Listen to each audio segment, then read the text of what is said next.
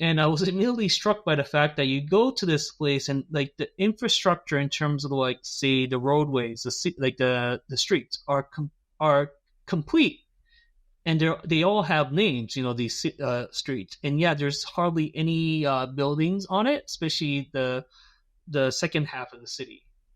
They had street names. What were what were the names? Or are they just normal American street names? It's just there you Yeah. go. Yeah. So if you go onto Google Maps, like all the streets are named, even the large swath of land where there's hardly any development.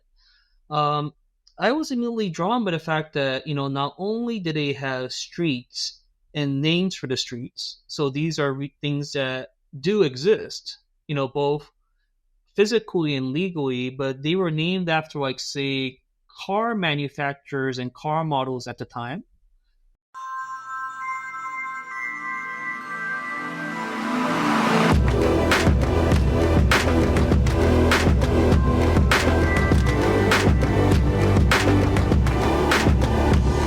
We're going to California City next, right? Yeah, Right? Yeah. So it's yeah, leading yeah. us kind of this kind of look at development, this kind of look at our impact on land and our stuff like that. And so, talk to me a little bit about California City and how you made yourself there and why you started to photograph that place. Yeah, so the development of the work at California City really paralleled with the development of the project at Nakagin Capsule Tower. In that, Oh yeah. I was still based in Southern California, and kind of running parallel to the Nakagin Capsule Tower, which kind of came out of like say 1950s, 1960s. This idea of using architecture, urban planning to propose a vision of the future. I also became interested in of um, examples like that in the landscape of Southern California too, in the sense of like Gotcha. whether it was architecture, urban planning, and I went to UC Irvine, which is actually quite famous in terms of photo history too, because it was an object of study for, say, Lewis Bolt, like new Yeah. industrial parks near Newport Beach. But for example, Irvine was a very famous example and what was considered a successful example of a master plan city, and that probably influenced me to kind of look at examples of master plan cities that were failures or that did not necessarily pan out like Irvine, but came from a similar time of like time period, both in terms of social conditions and economic priorities. So I became like immediately fascinated by California City when I found out Yeah. about it, simply by the fact that this place was called California City, named after the state itself, and yet I had never heard of it until I started looking into it. Um, so even with the name, it's quite ambitious and extraordinary. It kind of tells you about the ambition, like supposed ambition of the site itself. Yeah. Uh, California City came out of the idea of a developer named Nat Mendelsohn in the late 50s, and what he proposed was a new urban center for Southern California. And in terms of the square area of the so-called city itself, I think is technically the third largest in the state of California. And what immediately drew me to California City was, it was accessible by car from like Long Beach, where I was living at the time, Long Beach, California, about say 90-minute 2 hour drive. But like many other people, like what I do first is like with that kind of places, I go on Google Earth and see what it looks like in terms of like the aerial view and the street view.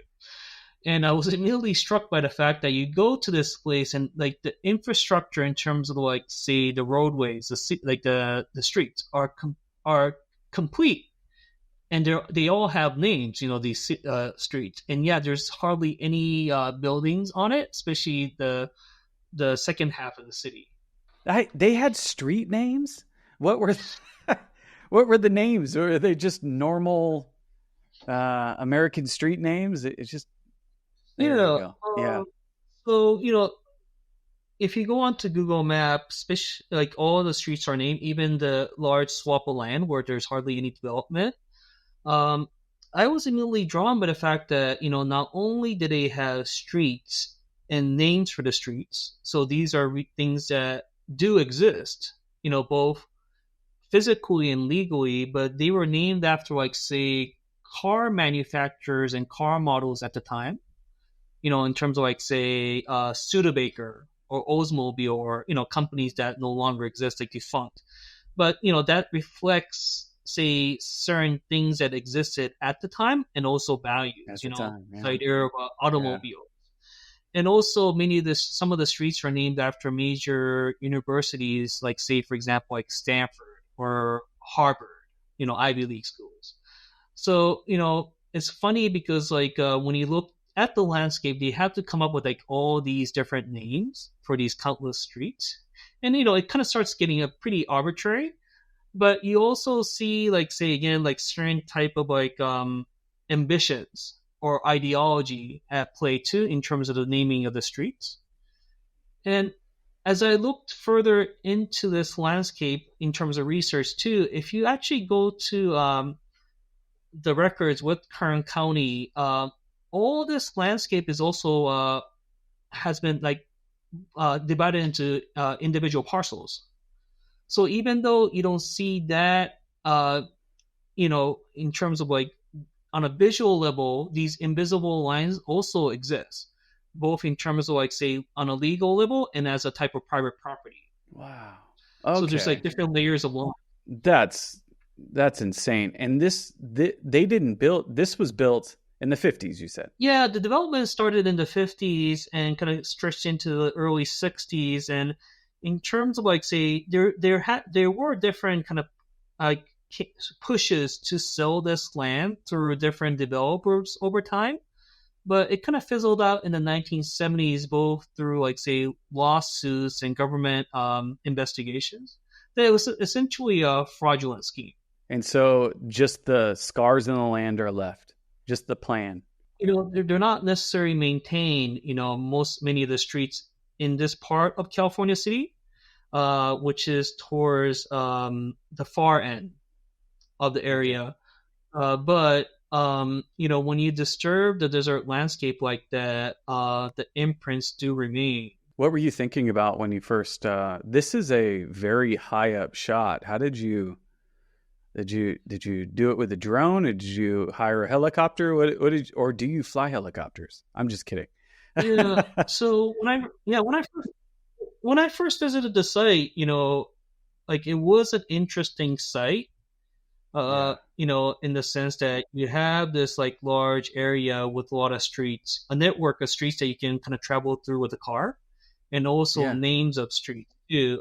It all shows up on the GPS, but you Wow. can't really kind of capture the how extensive it is in terms of, like, this landscape, the network of streets, and um how overwhelming it is. Just the idea of, like, the fact that they try to develop a city essentially in the middle of nowhere in the upper Mojave Desert, and it's just still there, supposedly waiting for houses to be developed. So those realities didn't necessarily translate to, like, ground level shots. So the logical solution was to shoot it from the air. But Of course. this was around 2015, 2016 or so. So of course, drone photography wasn't as common at that time. And on top of that, I was pretty insistent on shooting with film. So these were Hmm. shot with a medium format film with, like, very high speed black and white film. So it had to be done through helicopter. Let me ask you this: when you were up there and you were looking down at it, what were you thinking? What did you see? Oh, it looks great. It was fun. Well, Yeah, yeah. Even when you're shooting with helicopter, of course, I was doing it for the first time, and I think we went up with a helicopter at least twice. Um, you know, I have to thank my friend Josh Cho, who was serving as an assistant. Was a good sport about it. Basically, we went up with like say 4 or 5 Fuji 690 cameras, and he was helping me handle the cameras in terms of reloading the film. It was all a manual process, but even when you're up in the air, you kind of figure things out by Yeah. actually doing it instead of just simply taking a picture of something. So it took a while for me to figure out both, like, say, which areas of this particular section of California City is, like, say, really interesting as visual images, and also kind of think about, like, say, the best height, meaning like the distance between, Yeah. like, say, the camera and the ground, and the angles. Um, That's awesome. Take us through a couple of these, yeah, and sure. the first thing, I'm not sure. There's in South America, I think they call it the Nazca lines. I think that's what it Mhm. is. But there are these large lines that form like these figures in the land, and it is the first thing I thought of. I think Mhm. that's what they're called. But I got to thinking, if these were still here, ten Uh, thousand years from now, later humans would be looking back at this, going, "Wow, this is great art. I wonder what they were thinking about in this time." It would not have any of the context that you have right there. Um, yeah, it's there's something strange and magical about it, but you know, I don't know. Maybe I'm just looking too far into it, but I was just immediately transported. And so, go ahead. You were going to add something.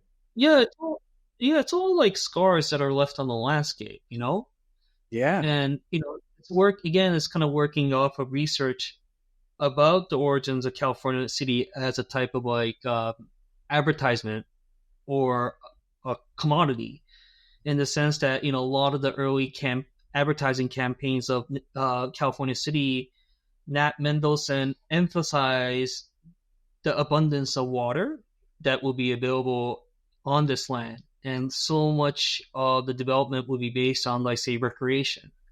There's this like a recurring use of water as type of motif, in terms of both the rhetoric and the advertising, and yet that was greatly exaggerated. So in a sense, there is this like strange beauty to what was left behind, but also this like almost like horrific quality of this city as an idea in itself. In a sense that the very idea that one could develop such a major development when there's so little water to sustain it. A bit similar to kind of like this idea of Las Vegas or Phoenix too, but kind of thinking about it in retrospect. Knowing what we know about, California in the last few years, it's as far as their water shortages and stuff like that, as far as the low levels on in some of the bodies of water there, it's it's fascinating. So this was a real estate scam, is what you found out. Yeah, well, I mean, it kind of turned into. I mean, people have differing opinions about what Nathaniel Mendelsohn, the original developer, what he Uh-huh. really believed in, or what he knew, or what was his intent. But in terms of the advertising practices, it was definitely became a point of contention and a legal issue, in the sense that a lot of it was greatly exaggerated in terms of, like, say, the returns of the investment and what was promised in terms of the land. So Well, apparently there was going to be water parks and and swimming holes and all that stuff. That's but this is all that's left. It's I there can is a also section. see what. Uh, Go ahead. there is a section of the city where there is development in terms of, like, say, strip malls and what is called a Central Park, and to this day there is an artificial lake there. And when they opened it, they even had this like ceremony where they dropped from the helicopter water that was supposedly from the Central Park in New York City. Um, so again, kind of like trying to associate California City to, like, say, great ambitions or ideals or ideas. But even with that developed part of California City, it's pretty minimal in terms of the overall land that Yeah. constitute California City, and it's kind of using water as a type of mirage. Where Yeah, it is. yeah, it's a type of false promise. The aesthetic that you were talking about earlier, it's got a very, very interesting aesthetic, and I kind of see that reference to the modern style of painting, or conceptual, like abstract painting. And is that kind of aesthetically, when you look at these, is that how you edit these and make a selection? Was that what you were looking Yeah, for? yeah. What I think I was actually studying other examples of aerial photography and the history of aerial Okay. photography in preparation for this project. And one example that I did study as much as I can carefully was Michael White. Because he's somebody Okay. who uses a lot of aerial photography, and focuses on Southern California or the American West. But what I realized after looking at his images is that I actually didn't necessarily want to follow that model, both in terms of Hmm. like the lighting and the angle, in the sense that I did not want to make it dramatic at all. Like I did not want the images to be dramatic, especially in terms of the angles and light. And I was really interested in making flat images, just like blunt, flat images, both in terms of its like quality on a formal level, and also as a type of like response that it could elicit, just flatness. Okay. That, of Yeah, course, yeah, yeah. it's a photographic image in the sense that it's produced through the use of a camera and on film, but it could also be, it also almost starts to visually function like a type of drawing or a map. Yeah, and like this photograph was shot on like high speed film, and it's intended to be shown at a very large scale, like a large format print, so that the quality of the film grain, or the film, like the image itself, starts to kind of work with the nature of the landscape, meaning the desert landscape, the bluntness of the landscape, this like the harsh quality. And as the viewer kind of goes closer and closer to the work, the image itself starts to disintegrate. Yeah, I see. Yeah. Wow. Okay. And it's kind of like it's almost a metaphor for this project. Wow.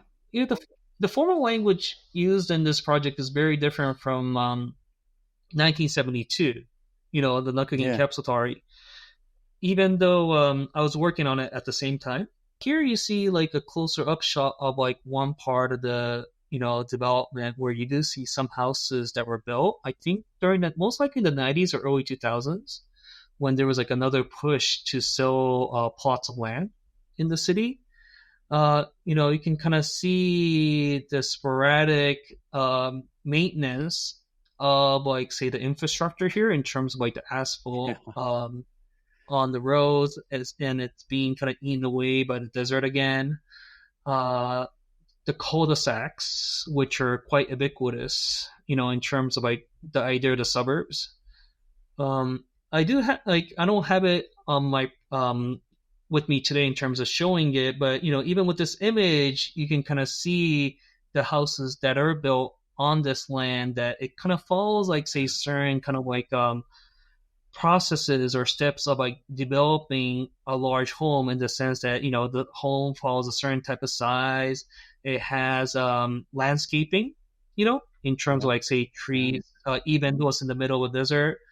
One of it also has, like, say, a belt with, like, say, pool, for example, too. Yeah. This is completely empty for the most part. You do see the cul-de-sacs here again, but as I mentioned earlier too, like, all these lands are exist. They've already been divided into plots or parcels, so they are there for purchase. Yeah, it's in this continuous state since it was constructed, where it's waiting to be built. And yet it's not clear if houses will ever be built on this site. So it's like frozen in time. Yeah, it's the desert might just claim it back. Eventually, It's possibly, yeah, eventually, and just come right back into the desert. I'm kind of curious. It seems like that era of dreaming of the future and putting together these future concepts. The big idea that doesn't happen seems to be the thing that connects both the Capsule Tower project and this one, and it just seems like you're onto something here. And is that what kind of fascinates you about this stuff? Is what is it about that intrigues you?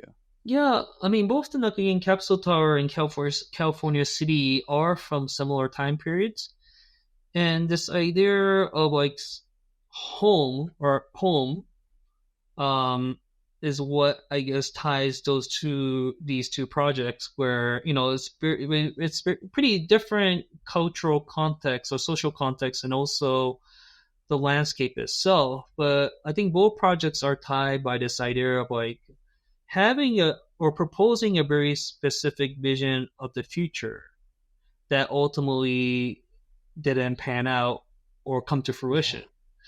And yet its legacies still remain on multiple levels.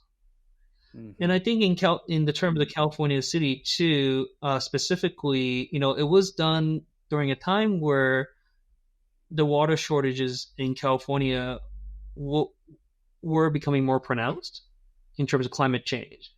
So even though this is a product of the past, it's a recent past and it is still there. And I think it really serves as an important case study, both in terms of like say contemporary issues in terms of like urban planning and lifestyle choices or priorities in terms of like life, and also could serve as as a type of issues that we will confront more and more as we head into the future, Yeah. in terms of like what is sustainable, what is necessary, what is possible and what is not possible in terms of like the specific landscape, that you cannot force a certain have expectations of a certain lifestyle in terms of modern or contemporary living when there are no resources available to sustain it, realistically speaking. It's something to think about for sure. That is something to stew on for sure, considering our current climate and our issues that we have going on right now. I think you're picking projects and subjects that, in your own way, are extremely relevant to our time, but also they're very well done. It's like this series. I know you said there's some people that like it and some people that don't, but I just see the kind of the artist touch in this, which is quite different than indexing, and just taking photographs for record, And so I've got to tip my hat to you there. So it's well done, sir. This is a bizarre photograph, you know What's like that? this is a bizarre photograph because like, or even a site, because like, this it's in the middle of a desert and there's like hardly anything built on top of it, and yet the person who owns this property and built this property still feels the necessity to put like a fence around it to demarcate it. Yeah. And it's Yeah. almost in like it's almost in a perfect triangle, which is like very Yeah. graphic. Yeah. You know? Yeah. So it's like Yeah. a You did bizarre. a. Yeah. It's like a bizarre sight. Let's just say, and the Nakagin Capsule Tower is also very bizarre. So it's like, there is something to be said about like taking like pictures of weird stuff that exist in reality.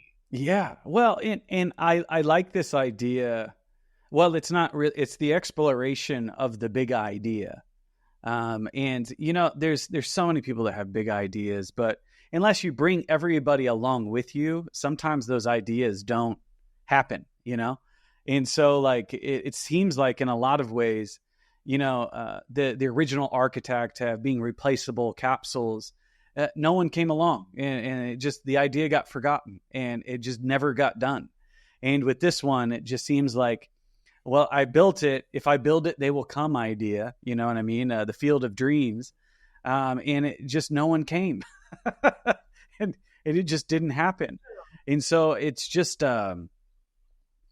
it speaks a lot to human nature. It speaks a lot to the big idea and the visionary, and it's interesting. It's really, really interesting. Yeah, I think both, Kurokawa in making the Nakagin capsule tower. I mean, Kurokawa made the Nakagin capsule tower in response to certain conditions that existed in the 1960s, in Yeah, certain ideals and needs. And same with yeah, like Mendelssohn, where the scheme was developed in relation to housing shortage in Southern California in the post-war, yeah, and also the people's desire to be homeowners, you know, yeah, but were kind of squeezed out in terms of like LA and the valleys. But I think both projects are connected by the fact that the original premises or intents were also undermined by changing conditions. And I think yeah, that kind of speaks to the nature of history yeah, in the for sure. sense that circumstances change. It's so true.